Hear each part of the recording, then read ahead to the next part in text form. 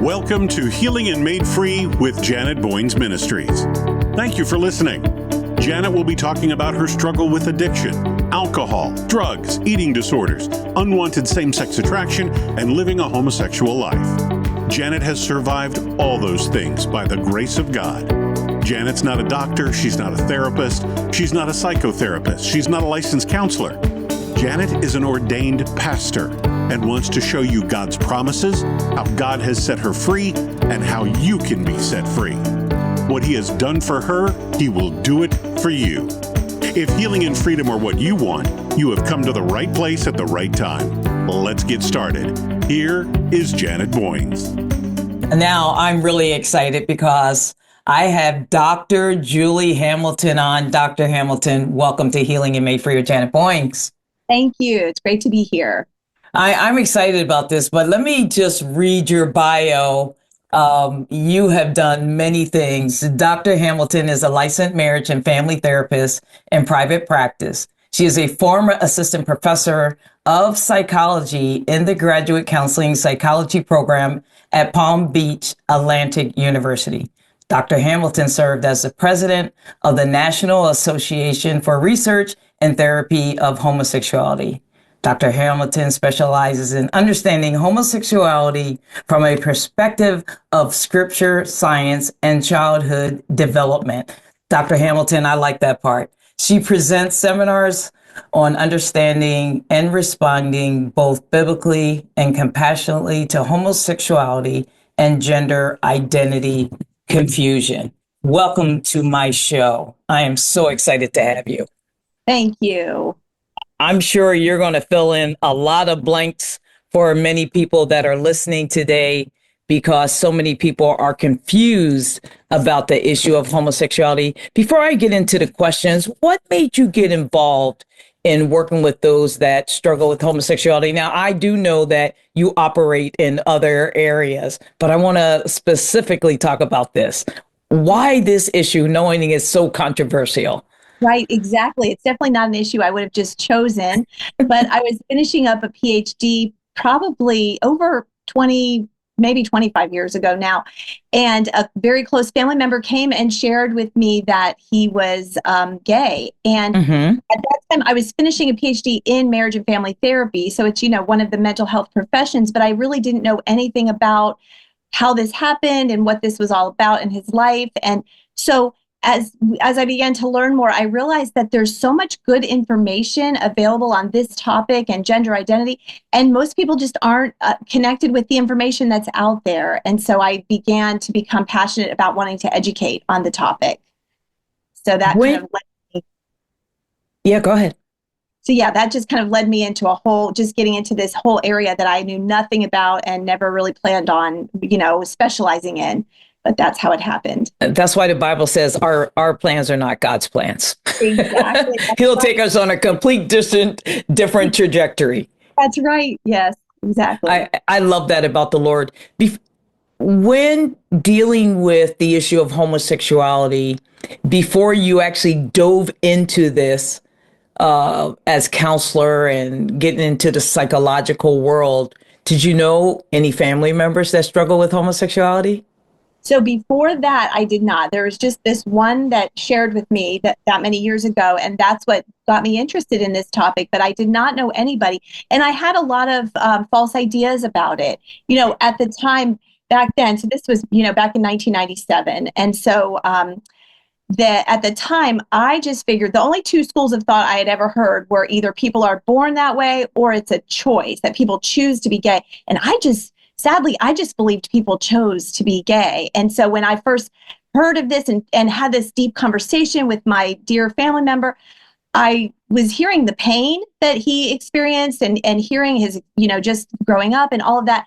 And it made me start to question, and so I realized people are not simply born gay, but it's also not a choice. There's a third set of, explanation and a whole much deeper understanding that was available, but I didn't have that understanding. And that's really what made me want to educate, is because I had wrong ideas about it, but the culture also has wrong ideas about it.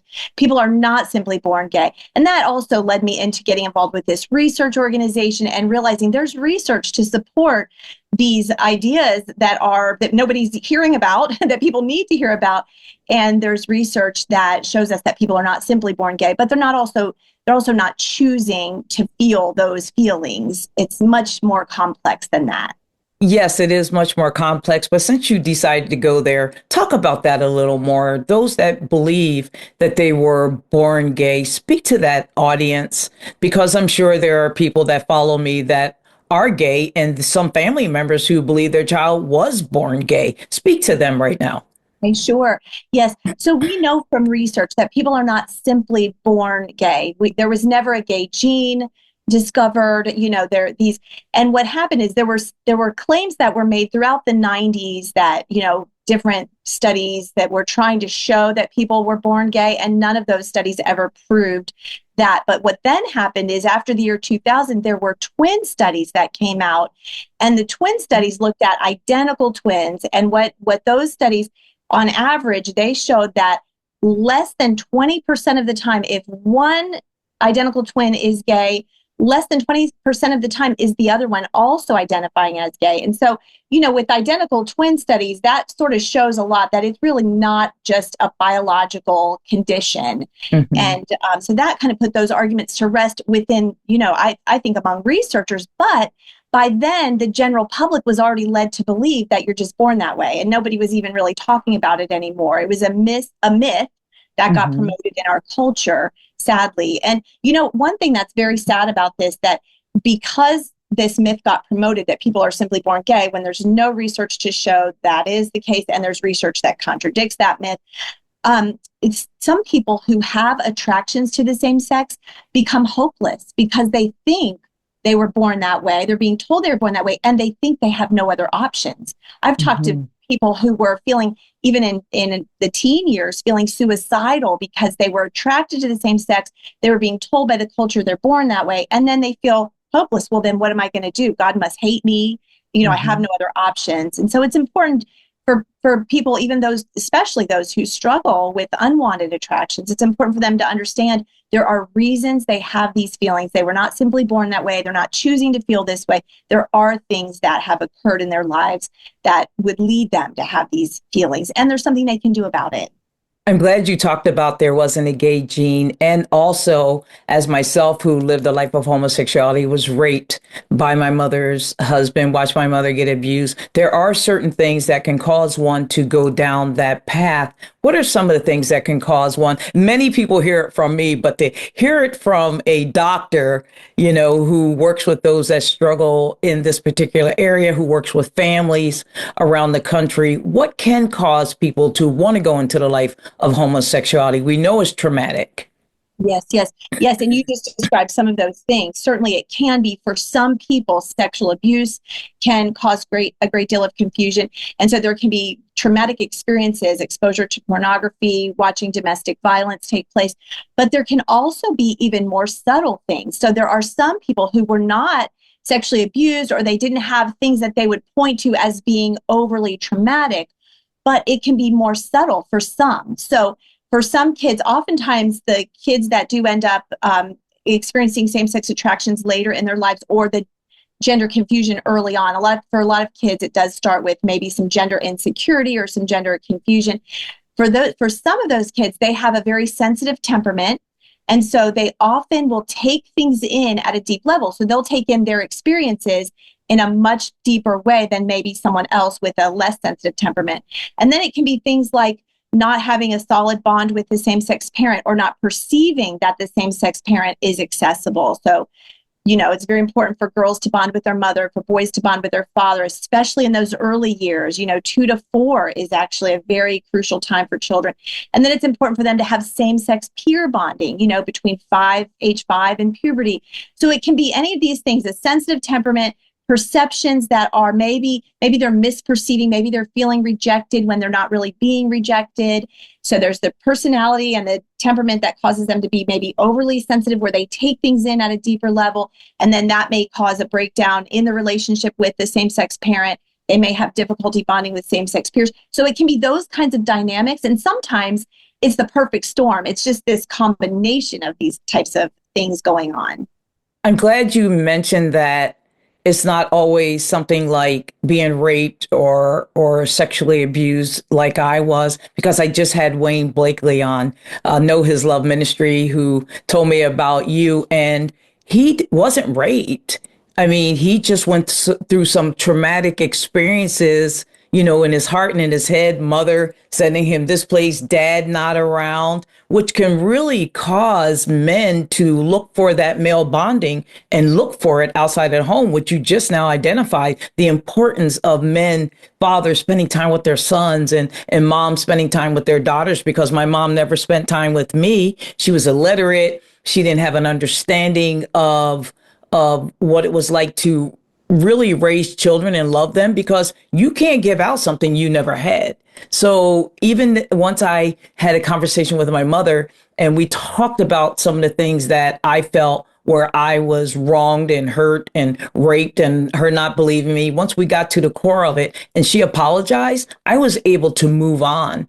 But when you know better, you do better. And some of our parents did not have the love and attention that we desire. So what they do is pass that on and it can go from generation to generation. Yes, that's exactly right. Yes. And it is true that some parents aren't able to meet the needs of their children because maybe their own needs weren't met, and that can happen. So in many cases, like your own, like you're describing, it's just a mom that really wasn't able to bond in a way that you needed, in a way that a child needs. And then sometimes there are parents that truly, they love their children and they are attempting to convey that love, but there's a breakdown between what the child is perceiving and what the parent is doing. So it's not always, I don't want to make parents, feel bad that it's not always what the parent is doing or not doing, but it's also how the child is perceiving what the parent is doing or not doing. So sometimes a child maybe a little boy sees that his dad is working a lot and the little boy feels rejected, that he perceives that his dad doesn't want to spend time with him, but maybe the dad is loving by, providing for the family, or, so I think it's that combination of what the parent has to offer and how the child is perceiving what the parent is offering. That is so awesome. I am talking with Dr. Hamilton, who is a licensed marriage and family therapist and has her own practice. So if you know somebody who really needs to hear her message about homosexuality, please send this to them, have them listen to it, because they're going to love this. Dr. Hamilton, I'm going to get to other questions. If I have to do 2 shows, I will do that. But Dr. Hamilton, we see many. I have a video of a mom telling her 11-year-old son that his genitals is a birth defect. I mean, I'm sure you've seen probably as many videos as I have on my phone and that I share when I speak around the country. What can parents do to assist their child in the possibility of not going down this path? Just because your child put on your high heels and your son run around the house, or your daughter put on dad shoes and running around the house, it doesn't mean that they want to transition. But parents, as soon as their child says something about, I want to be gay, or I want to be a girl, I want to be a boy, it's almost like parents jump up like it's the coolest thing in the world and start transitioning their child. What can parents do when their child mention, oh, I want to be a boy or I want to be a girl? Do they get them right into counseling so they can talk through these things? What should they do? Yes, that's a good question. And I would say the very first thing, if a child or a teenager is saying that, the very first thing is to listen and to ask questions and to seek to understand what they're saying, what they're experiencing. I love the verse, James 1:19, that says, be slow to speak, quick to listen, slow to becoming angry. So I think when a child shares something, especially if it's a bombshell type of information for the parent, it's important for the parent to be quiet, to listen, ask questions, show curiosity, and then also not be emotionally reactive. So Hmm. I love that verse. That's a good guide. So that's what we initially do, try to understand and really see where they're coming from. But then also it's important for parents to, while they're listening and being empathetic, to hold on to truth. The truth is there's a biological reality. Boys are boys and girls are girls. And we can't change that. Even though our culture is saying a boy can become a girl, they really can't. That's not, Right. not true. So we combine, a parent has to have compassion and truly listen and seek to understand, but hold on to truth and not lose sight of the fact that this is a little boy or a little girl, what they were born to be. And then I would say looking to, clear up if there's misunderstandings that the child has about what it means to be male or female, if there's a breakdown in the relationship with the same-sex parent, or if there are, a lack of clear bonding going on. Excuse me. So things like that, I think the parent does need to look at what's fueling this. And in some cases, getting professional help would be important if it's more than just, a passing thought that a child is having.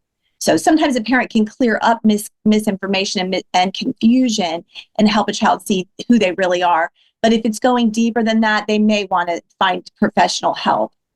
As we were talking about it, I'm not a God said all the time kind of girl. You hear people say God said, but it just dropped in my spirit. Proverbs 23:7, as a man thinketh in his heart, so is he. And as I was looking that up, it says a person's thoughts and mindsets directly influence their action and the overall outcome of their lives.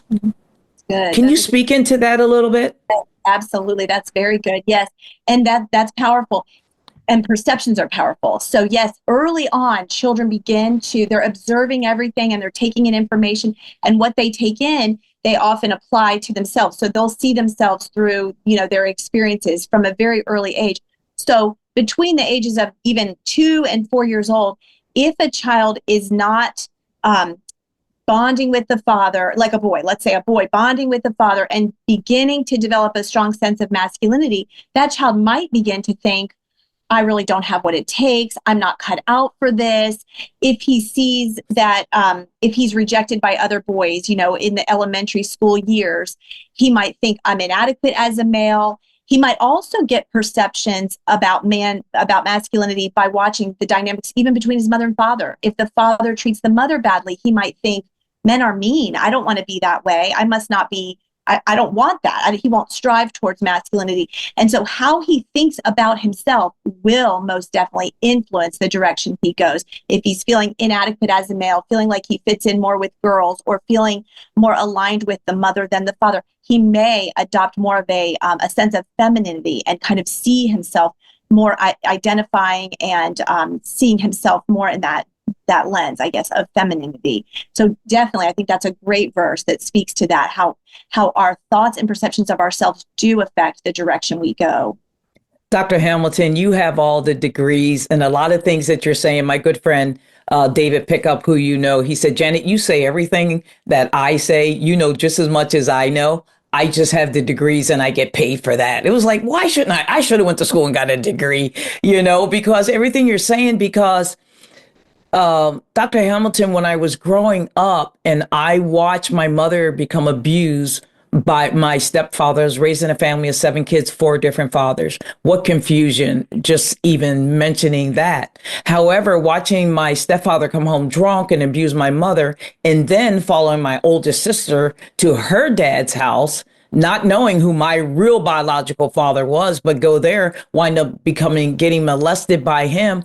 I thought as I got older, I can be a better father. I can be a better dad. I can be a better husband than what I had growing up. So I was the dominant one. I was the man in the relationships when I lived as a lesbian, because I wanted to take on that persona, which I couldn't. I tried everything I could to be a man. It just didn't work for me. I just mentally, I couldn't do it. Spiritually, I couldn't do it. It just flopped. It just died. But I was willing to try. I am going to treat women better than what I saw growing up. That was our perception. And that's a lot of other women, because statistically, and feel free to correct me on here. I'm very humble. I want to be corrected. But 80 to 85% of women have been sexually assaulted. that are out there living a life of homosexuality. Is that correct? Now, I'm not sure of the exact numbers, but certainly a lot would tell you that they were. And so it's in addition to what you're describing with your own experience, for some of them, it's also that feeling of that it's dangerous to be female because you get abused, or the ones who watch their mothers get beat up with domestic violence, they think being female is weak. And so for some, for you, you wanted to be the better father or the better husband than what you saw. And for some girls, it's just not wanting to be female because they see being female as too scary, too vulnerable. They see it, they have perceptions of being female means being weak. So they have misperceptions of femininity based on what they're watching. And so then their only choice is to be the tough masculine to protect against further hurt and to protect against that vulnerability that they think is associated with femininity. And so again, misperceptions about masculinity, misperceptions about femininity, and then adopting a false identity. So yes, for many girls, that is a pathway. Identity is a big thing with those living a life of homosexuality, because I wanted to transition as well, but never did.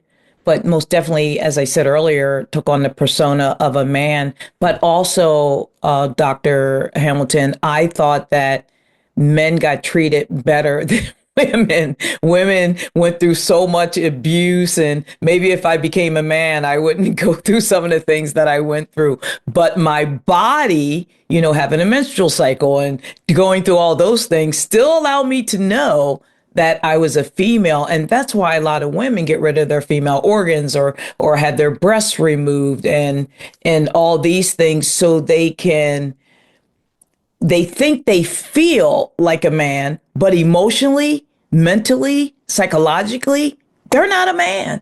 You can never change God's DNA, no matter how hard you try, because if you transition or have gender reassignment surgery and they dig your body up years from now because they're going to see that you were born a male or a female. There's only two sexes, as sadly Trump had to oh gosh, do an executive order to let the world know there's only two sexes. I mean, that just blows my mind. Yes, yes, but it's true that even digging up a body, you can tell male or female because we're male or female at the cellular level. So you're right that it doesn't matter if a person takes hormones or has surgery, they're still going to be male or female.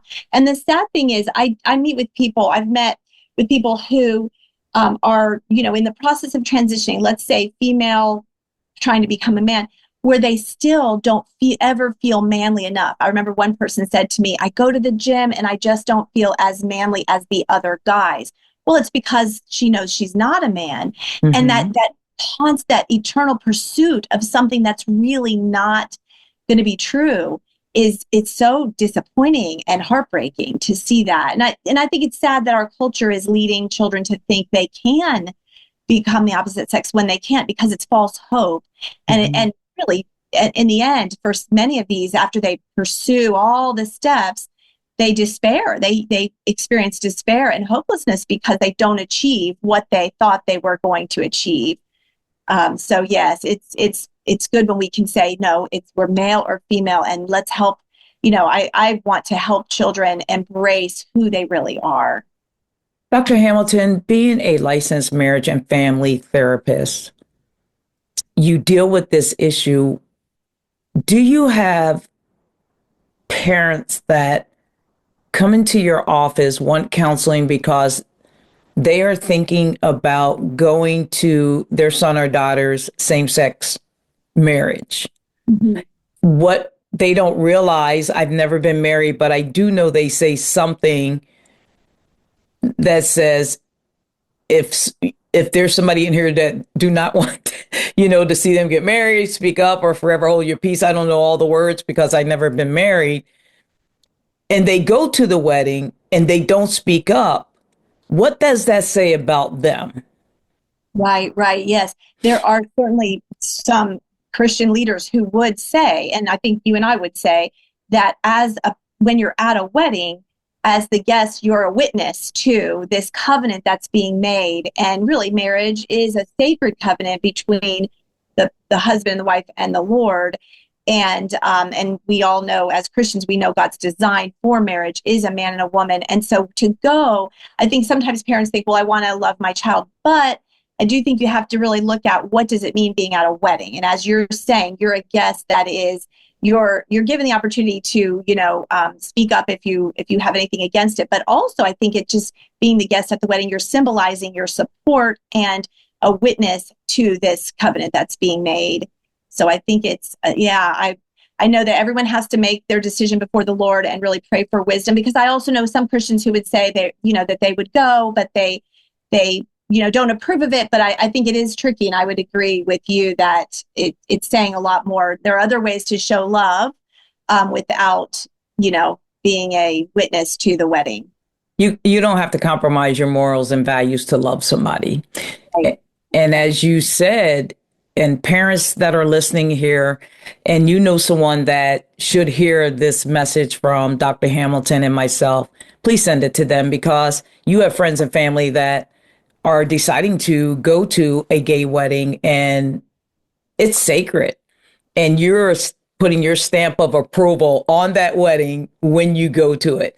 And a lot of people say, well, I'm not really doing that. Well, action speaks louder than words.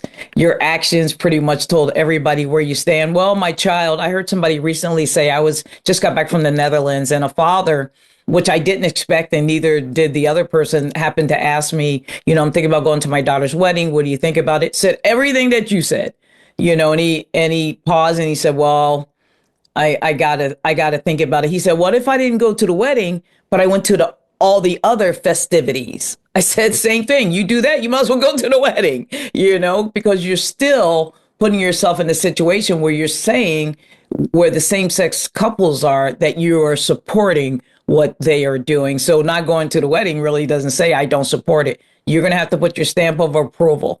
And loving God is obeying his words, folks. You got to stand up for righteousness, right standing with God. If not us, then who? Who is going to do it if we don't stand up? So many people are afraid of how the world views them, Dr. Hamilton, instead of being more concerned about how God sees you, how God views you. And someday you're going to have to stand before him and make an account for everything we said and did. You and I are going to be held accountable for everything we say today, or we say outside of this interview. Everything is going to be written down in the book. And I'm not even looking forward to that day. I just hope that, I was on some type of medication, that it would go over when he shows me all the wicked and bad things that I've done. But praise the Lord, they're going to be washed and covered under the blood. Yes, that's great. Yes, exactly. Well, Dr. Hamilton, I want to have you back. I just think that we're going to have to do two parts, because I want to get into these new resources that you have just come up with, counseling gender dysphoric. I mentioned gender dysphoria, having gender reassignment surgery. So will you come back, next week? Yes, I'd be happy to. Thank you. I'd be honored. Everybody, Dr. Hamilton, Healing and Made Free. I'm going to do a part 2, and we'll see you next time.